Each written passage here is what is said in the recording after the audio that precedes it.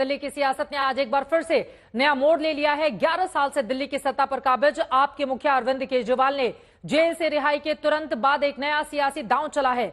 उन्होंने ऐलान कर दिया कि वो 2 दिन के बाद इस्तीफा दे देंगे, लेकिन विधानसभा भंग नहीं करेंगे। अलग अलग तस्वीरें दिखा रहे हैं जब जेल से वो छूटे, भगवान के दर पर पहुंचे। अगला मुख्यमंत्री कौन, तरह तरह के नाम चल रहे हैं, उनके चेहरे भी आप तक हम पहुंचा रहे हैं। इस्तीफे का ऐलान आज उनकी ओर से किया गया। हालांकि कार्यकर्ताओं ने पहले उनको मनाही की, लेकिन बाद में वो जोश से भर गए। परसों से प्रचार प्रसार भी वो शुरू करने वाले हैं। कहना है कि अब दिल्ली की जनता के दरबार में जाकर वो तय करेंगे कि मैं कितना ईमानदार हूं। उस तरह की बातें उनकी ओर से कही गई हैं।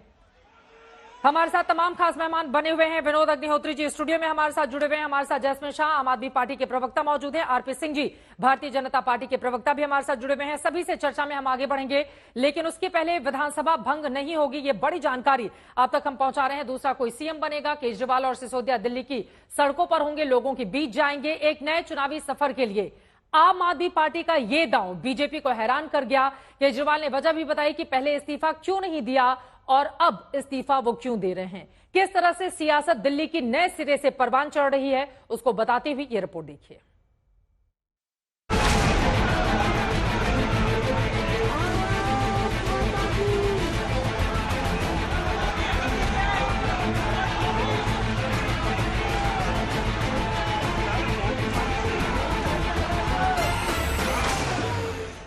दिल्ली में अगले साल फरवरी में चुनाव है, लेकिन इससे 5 महीने पहले ही छुट्टी के दिन सीएम केजरीवाल ने बड़ा धमाका कर दिया।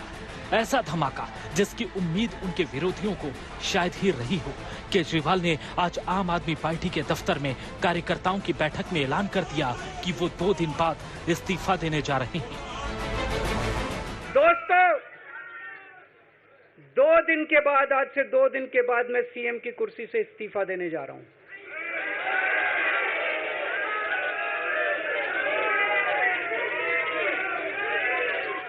और मैं तब तक सीएम की कुर्सी पे नहीं बैठूंगा जब तक जनता अपना फैसला ना सुना दे। केजरीवाल ने यह भी साफ कर दिया कि मनीष सिसोदिया भी सीएम नहीं बनेंगे। सिसोदिया और वो खुद दिल्ली की गली गली में जाएंगे और लोगों से पूछेंगे कि वो गुनहगार हैं या फिर ईमानदार। मैं दिल्ली की जनता से पूछना चाहता हूं, मैं देश की जनता से पूछना चाहता हूं कि क्या केजरीवाल ईमानदार है कि गुनहगार है। मनीष जी का भी कहना है कि ये दिल्ली के उप मुख्यमंत्री और शिक्षा मंत्री और मंत्री का पद तभी संभालेंगे जब दिल्ली की जनता कहेगी कि मनीष सिसोदिया ईमानदार है। तो मैं और मनीष सिसोदिया, हम दोनों का फैसला आपके हाथ में है, जनता के हाथ में है।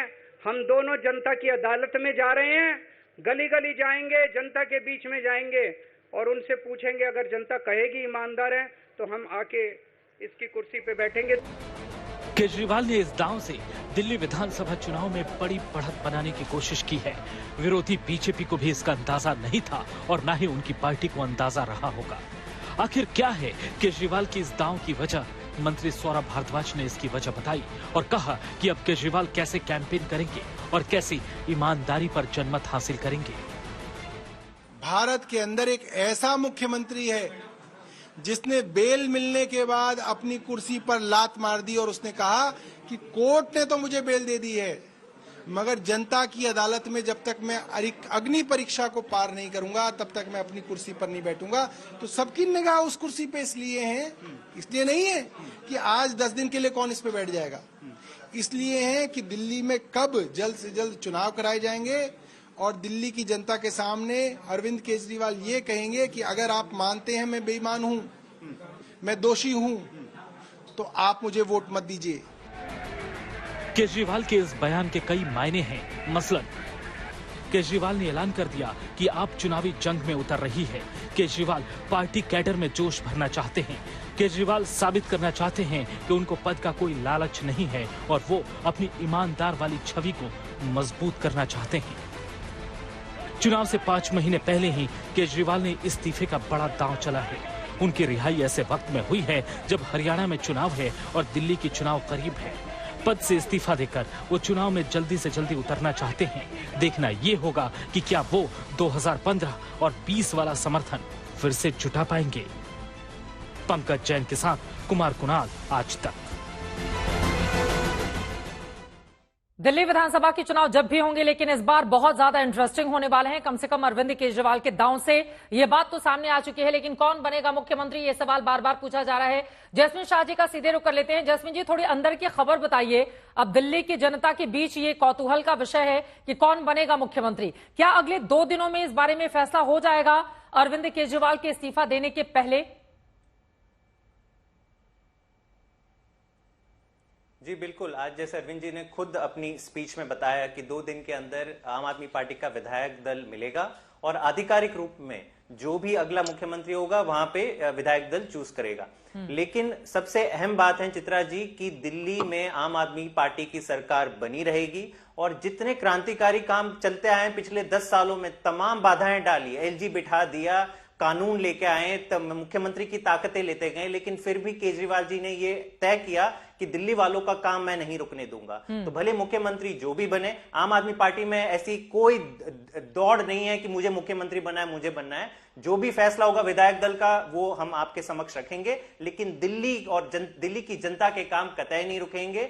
मुफ्त बिजली, पानी, शानदार सरकारी सुविधाएं जो हैं, शिक्षा, स्वास्थ्य, बिजली, पानी, बस यात्रा, ये सारी चीजें तमाम लोगों को मिलती रहेगी। ठीक है, आरपी सिंह जी जवाब दीजिए।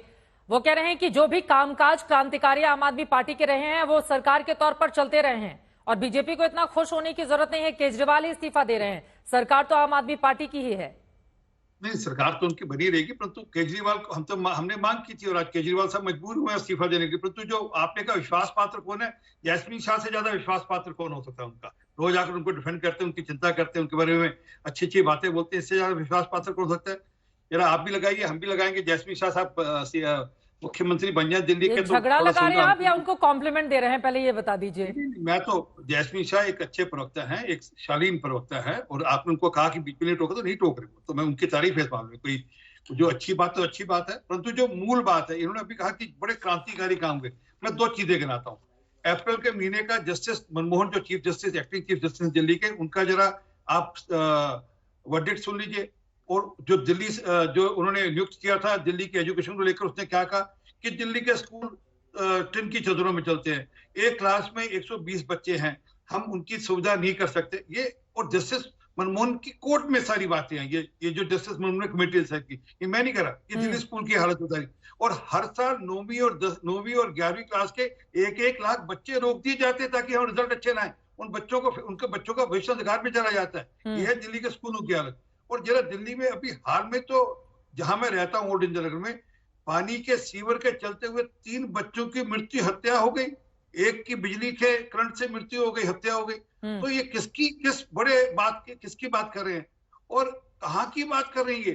दिल्ली के अंदर जब अभी आज से कुछ 3 महीने पहले पीने के पानी को लेकर तराई चलाई थी, जैसे देना दो, सभी तो तारीफ करी, तो वो अभी 3 महीने पहले दिल्ली में बूंद बूंद को दिल्ली तरह से पीने के पानी को, आपने भी उसको ऊपर स्टोरीज कराई थी। और जरा अभी और 2 महीने रुक जाइए ना, 2 महीने रुक जाइए, फिर आप मुंह पे ऐसे मुंह बंद कर चलेंगे प्रदूषण के डर से। ठीक है, दिल्ली आरपी सिंह जी मैं आपके पास आ रही हूँ, मुझे एक रिपोर्ट दिखानी है, लेकिन जल्दी से विनोद जी से एक छोटी सी टिप्पणी। अब तो आरपी सिंह जी जैस्मिन शाह का भी नाम ले रहे हैं और बड़ी हैरानी की बात है कि जितने भी नेता आज दोपहर से ही इस खबर के बाद आम आदमी पार्टी के बैठ रहे हैं आज तक पर, जब भी उनसे सीएम वाला सवाल पूछो, मन में जितने भी लड्डू फूटते रहे, चेहरे पर उनको स्माइल नहीं लानी है, वो बिल्कुल न्यूट्रल बैठे हुए हैं। तो सबका धक धक भी हो रहा होगा कि अभी थोड़ा शांत रहे। देखिए, कोई भी आम आदमी पार्टी का नेता नहीं चाहेगा कि उसको दिखे कि वो दौड़ में है या अपनी दावेदारी पेश करता हुआ दिखेगा।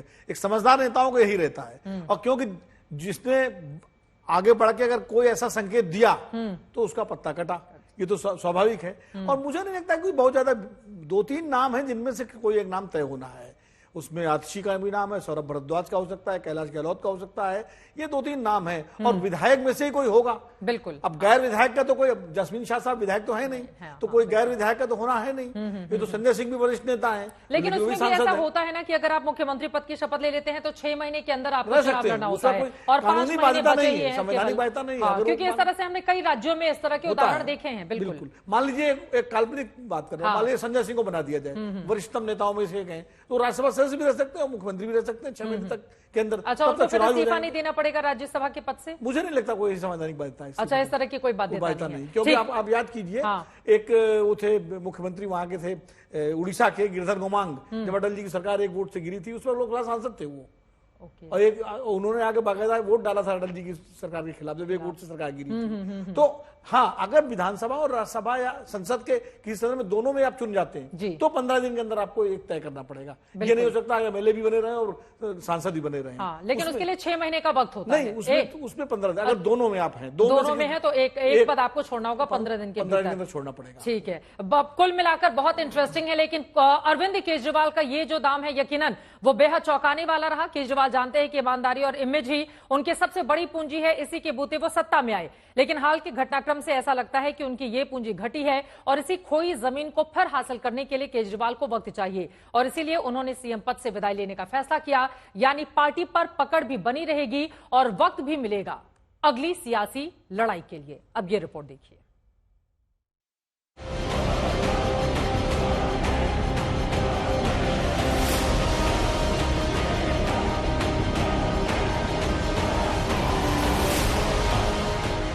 आम आदमी पार्टी के लिए शराब घोटाला बड़ा संकट लेकर आया था, लेकिन इन चुनाव से पहले ऐसा लगता है कि आपको बड़ी राहत और बड़ा मौका मिल गया है, और इसी मौके को देखकर केजरीवाल ने इस्तीफे का बड़ा दांव चल दिया है। पहले केजरीवाल की जेल से रिहाई और इसके तुरंत बाद उन्होंने हुंकार भरी कि जेल में उनके हौसले में 100 गुना इजाफा हुआ है। जेल के दरवाजे से निकलते ही केजरीवाल ने अपने कैडर को जता दिया कि उनमें वही आग अब भी है। इन लोगों ने मुझे जेल में डाल दिया। इन लोगों को लगा कि केजरीवाल को जेल में डाल देंगे तो केजरीवाल के हौसले टूट जाएंगे। आज मैं आपको कहना चाहता हूं, मैं जेल से बाहर आया हूं, मेरे हौसले 100 गुना ज्यादा बढ़ गए हैं।